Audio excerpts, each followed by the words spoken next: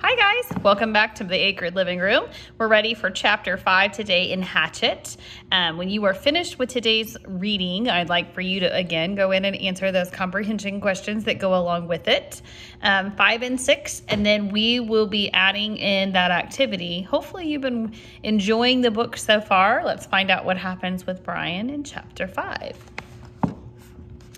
His eyes snapped open, hammered open, and there were things about himself that he knew instantly. He was unbelievably, viciously thirsty. So if you remember in the last chapter, so far Brian hasn't eaten or drank anything. His mouth was dry and tasted foul and sticky, and his lips were cracked, and he felt as if they were bleeding. If he did not drink some water soon, he felt that he would wither up and die. Lots of water, all the water he could find. He knew the thirst and felt the burn on his face. It was mid-afternoon and the sun was all over him and cooked him while he slept. His face was on fire and would blister and would peel, which did not help the thirst and made it much worse. He stood using the tree to pull himself up because there was still some pain and much stiffness, and he looked down at the lake. It was water, but he did not know if he could drink it. Nobody had ever told him if you could drink or could not drink from lakes. There was also the thought of the pilot, down in the blue with the plane strapped in the body. Awful, he thought. But the lake was blue and was looking, and his mouth and throat raged with thirst, and he did not know there might be another form of water he could drink. Besides, he had probably swallowed a ton of it while he was swimming out of the plane and getting to shore. In the movies, they always show the hero finding a clear spring with pure, sweet water to drink. But in movies, they didn't have plane wrecks and swollen foreheads and achy bodies and a thirst that tore the hero until he couldn't think. Brian took a small steps into the bank of the lake. Along the edge, there were thick grasses of water, and it looked a little murky, and there were little things swimming in the water, small bugs. But there was a log extending about 20 feet out into the water of the lake, a heavier drop from where some time before, with the old limbs sticking out like handles. He balanced on the log, holding himself up from the limbs, and teetered out past the weeds and murky water. When he was out there, the water was clear, and he couldn't see no bugs swimming, so he kneeled on the log to drink. A sip, he thought, still worrying about if the lake water. I'll just take a sip. But when he brought a cupped hand to his mouth, and he felt the cold lake water trickle past his cracked lips and over his tongue, he just could not stop. He had never, not even on long bike trips in the hot summer, been this thirsty. It was as if the water, more than the water, as if the water had become all of life, and he could not stop himself. He stooped and he put his mouth in the lake and drank and drank and drank, pulling it deep and swallowed great gulps of it. He drank until his stomach was swollen, until he nearly fell off the log with it, and then he rose and stagger-tipped his way back to the bank, where he was immediately sick and threw up most of the water. But the thirst was gone, and the water seemed to reduce the pain in his head as well, although the sunburn still cooked his face. So, he almost jumped with the word and spoke it out loud. It seemed so out of place, the sound. He tried it again. So here I am. And there it is, he thought. For the first time since the crash, his mind started to work. His brain triggered, and he began thinking. Here I am. And where is that? Where am I? He pulled himself up once more to the bank, to the tall trees without the branches, and sat down with his back against the rough bark. It was hot now, but the sun was high to his rear, and he sat in the shade of the tree in a relative comfort. There were things to sort out. Here I am, and that is nowhere. With his mind open and thoughts happening, all tried to come in with a rush of what had occurred, and he could not take it. The whole thing turned into a confused jumble that made really no sense. So he fought it down and tried to make one thing at a time. He had been flying north to visit his father for a couple of months in the summer, and the pilot had had a heart attack and had died, and the plane had crashed somewhere in the Canadian North Woods. But he didn't know how far they had flown or in what direction or where he was. Slow down, he thought. Slow down some more. My name is Brian Robertson, and I am 13 years old, and I am alone in the North Woods of Canada. All night he thought, that's simple enough. I was flying to visit my father, and the plane crashed and sank in a lake. There, keep it that way. Short thoughts. I don't know where I am, which doesn't mean much. More to the point, they do not know where I am. They, meaning anybody who might be looking for me. The searchers. They would look for him, look for the plane. His father and his mother would be frantic. They would tear the world apart to find him. Brian had seen searches on the news, seen movies about lost planes, and when a plane went down, they mounted extensive searches, and almost always they found the plane within a day or two. Pilots all filed flight plans, a detailed plan for where and when they were going to fly. And with all of the courses explained, they would come, and they would look for him. The searchers would get government planes and cover both sides of the flight plan filed by the pilot and search, and they found him. Maybe even today. They might even come today. This was the second day after the crash. No, Brian frowned. Was it the first day or the second day? They had gone down in the afternoon, and he'd spent the whole night out in the cold. So this was the first real day. But they still could come today. They could have started the search immediately when Brian's plane did not arrive.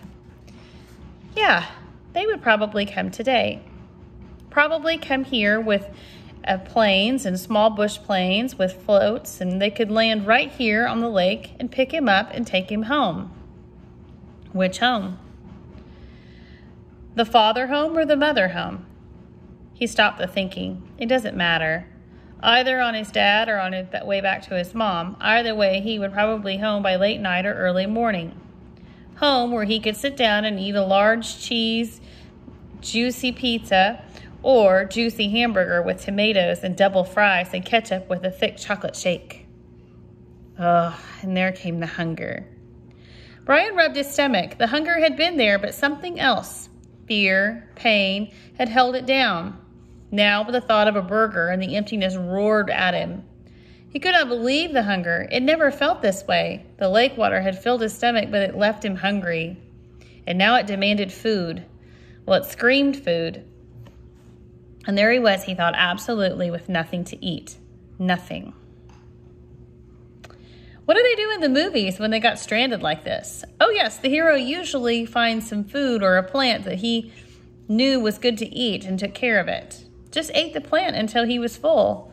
Or used some kind of cute trap to catch an animal and cook it over a stick, like a little fire, and pretty soon he had a full 8-course meal. The trouble was, Brian thought, looking around, was that all he could see was grass and brush. There was nothing obvious to eat, aside from about 1 million birds and the beaver. That he hadn't seen any animals to trap and cook. Even if he got one somehow, he didn't have any matches, so how could he even start a fire? Nothing. It kept coming back to him that he had nothing. Well, almost nothing. As a matter of fact, he thought, I don't know if I've got or what I haven't got. Maybe I should try and figure that out, just how I stand. It will give me something to do, keep me from thinking about food until they come to find me. Brian had once had an English teacher, a guy named Parrish, who was always talking about positive thinking. Positive, staying on top of things. That's how Parrish had put it anyway. Stay positive and stay on top of things. Brian thought about him now and wondered how to stay positive and to stay on top of this. All Parrish would say is that I have to get motivated. He was always telling kids to get motivated. Brian changed position so that he was sitting on his knees, and he reached into his pockets and took out everything he had and laid it on the grass in front of him. It was pitiful enough: a quarter, 3 dimes, a nickel, and 2 pennies, a fingernail clipper, a billfold with a $20 bill, and in case you get stranded at an airport in some small town and have to buy food, his mother had said. An odd piece of paper. And on his belt, somehow still there, the hatchet his mother had given him. He had forgotten all about it, and now he reached around and he took it out and put it in the grass. There was a touch of rust already forming on the cutting edge of the blade, and he rubbed it off with his thumbs. That was it. He frowned. No, wait. If we were going to play the game, might as well play it right. Parrish would tell him and quit messing around. Get motivated and look at all of it. He had on a pair of good tennis shoes, now almost dry, and socks, and jeans and underwear, and a thin leather belt with a t-shirt and a windbreaker so torn that it hung on him in tatters, and a watch. He had a digital watch still on his wrist, but it was broken from the crash, and a little screen blank, and he took it off and almost threw it away, but stopped the hand motion and laid the watch on the grass with the rest of it. There, that was it. No, wait. One other thing. They were all the things that he had, but he also had himself. Parrish used to drum that into them. You're the most valuable asset. Don't forget that. You're the best thing that you have. Brian looked around again. I really wish you were here, Parrish. I'm hungry, and I'd trade everything I have for a hamburger. I'm hungry, he said it out loud. In normal tones at first, and then louder and louder until he was yelling it. I'm hungry. I'm hungry. I'm hungry. When he stopped, there was a sudden silence. Not just from him, but the clicks and blurps and bird sounds of forest as well. The sound of his voice had startled everything, and it was quiet. He looked around and he listened with his mouth open and realized that in all of his life he had never heard silence before. Complete silence. There had always been some sound or some kind of sound.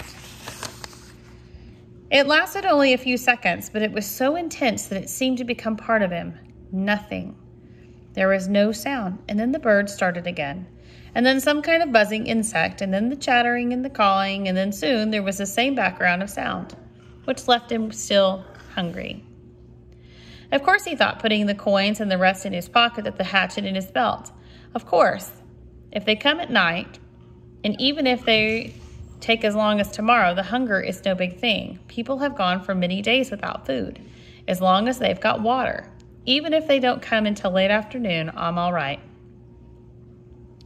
Lose a little weight maybe, but the first hamburger and malt and fries will bring it back. A mental picture of a hamburger, the way they had showed the television commercials, thundered into his thoughts. Rich colors, meaty and juicy and hot.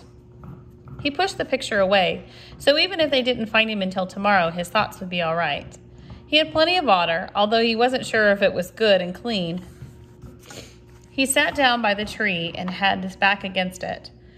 There were still some things bothering him. He wasn't quite sure what it was, but it kept chewing on the edge of his thoughts. Something about the plane and the pilot would have changed things.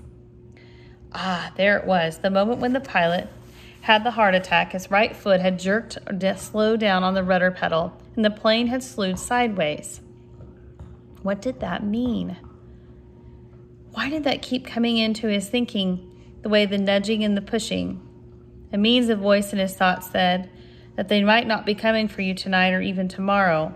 When the pilot pushed the rudder pedal, the plane jerked to the side and assured a new course. Brian could not remember how much it had pulled around, but he would not have been able to do much because after that the pilot was dead. Brian had flown for an hour, and after an hour on the new course. Well, away from the flight plan, the pilot had filed many hours at maybe 160 miles an hour.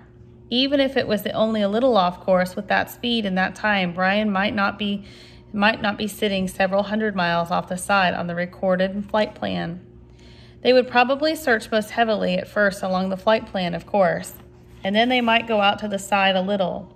But he could easily be 300 or 400 miles to the side.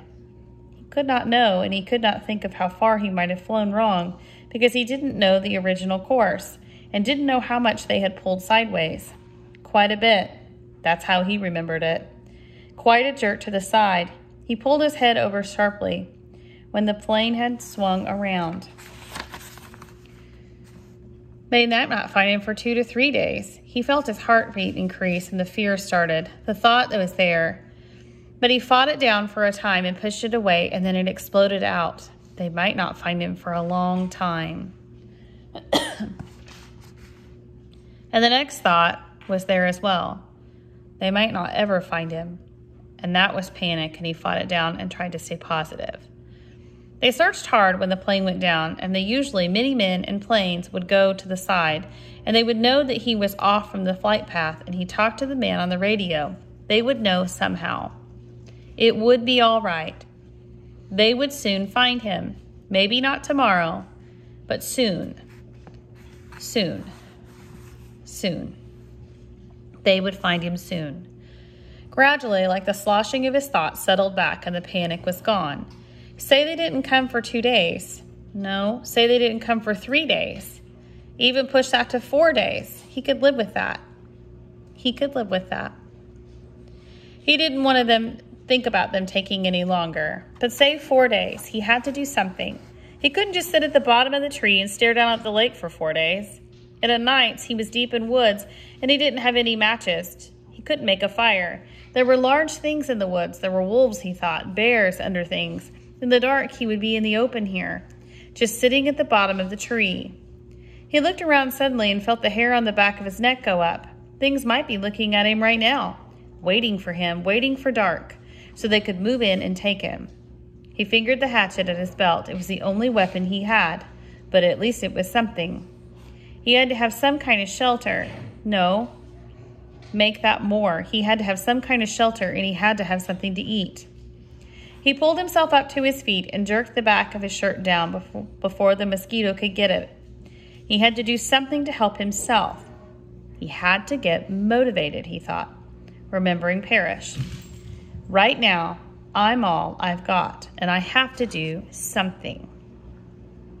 So I love this chapter because you can see that Brian is starting to figure it out, that if he wants to survive, he's going to have to do some things like shelter, water, and find something to eat. I can't wait to see you again for chapter 6 and to find out just what Brian Robertson does.